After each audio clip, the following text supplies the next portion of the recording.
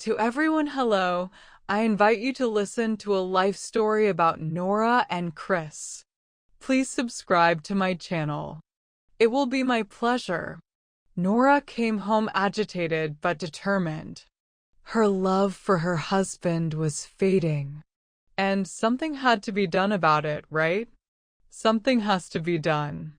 Today, she went to a training session. Is there love after 50? Where a young lady spent 3 hours explaining that love does exist. You just have to find it. Where to find it? And here Nora was determined to find this love, and it was supposed to look for it with her own husband, because to attract other men for these purposes is long and troublesome, and the husband, he is always somewhere nearby. Most often his habitat coincides with the location of the refrigerator and the sofa. Nora decided to act on all fronts, so in her purse now rested 2 kilograms of meat, onions, potatoes, a bottle of cognac, a flirty set of underwear, stockings, and new perfume with pheromones. Nora started with tasty meat cutlets and potatoes, decided to walk the beaten path for years to the heart of her husband. And his preferences she knew by heart. After all, 30 years of marriage, such a record cannot close a finger. By the time Chris arrived, the aromas of cutlets were already wafting through the house. Chris happily inhaled and hurried into the kitchen. The table was already waiting for him there. There were cutlets, potatoes and pickles, and even a bottle of wine, which both pleased and alarmed Chris. What is it that his wife offers him wine? Nora was not a follower of alcohol without a reason, so Chris began to urgently recall what could be the reason for drinking. He couldn't think of one and was disappointed. But his wife dispelled his doubts. She somehow languidly shrugged her shoulder and said that a little bit for the mood can and drink. Chris had a lot of questions on his tongue, but he bit them together with his tongue, because you should not ask happiness where it comes from. Afraid of scaring away his luck, Chris reached for the wine, and no one stopped him. His wife looked at him favorably and somehow expectantly. That look from his wife cooled Chris' joy at such a wonderful ending to the day. During dinner, Nora sighed languidly and cast promising glances at her husband, which made him shiver and lower his gaze to his plate. Everything was too strange tonight, the whole lavish dinner and his wife's behavior. When dinner was over, Keys wanted to go to his faithful friend the couch, but instead, he was sent to the bathtub in a tone that did not tolerate any objections. Chris thought that he smelled bad, but he didn't smell anything, but still went to do his wife's errand. He didn't want to argue with her, and he was afraid.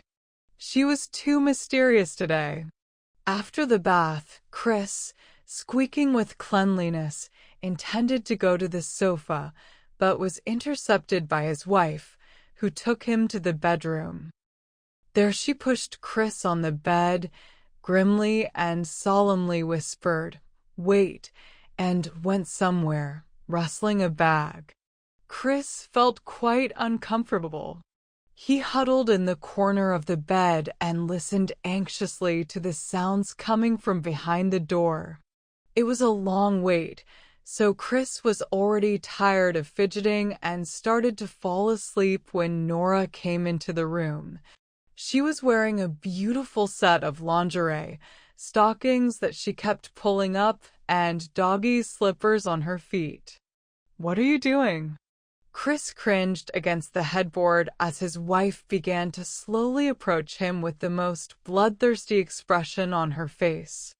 Then Nora jerked in some sort of animalistic leap, but apparently miscalculated something and almost flew over the bed. Chris tried to catch her, but his wife was smeared with some kind of oil and slipped out of his hands, diving somewhere towards the radiator. Nora was lying on the floor and moaning because she had twisted her neck awkwardly during the fall. It seemed to have snapped a muscle because her neck was moving with difficulty.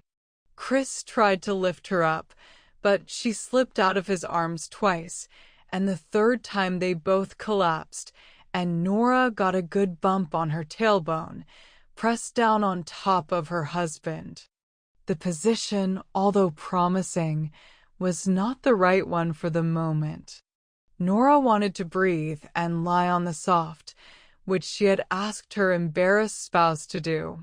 Now she was lying on the bed in her beautiful set, stockings, and with a scarf around her neck that still refused to move, while Chris gently rubbed her lower back with a warming ointment. "I guess that's love after 50, Nora grinned bitterly to herself, but immediately pushed the thought away.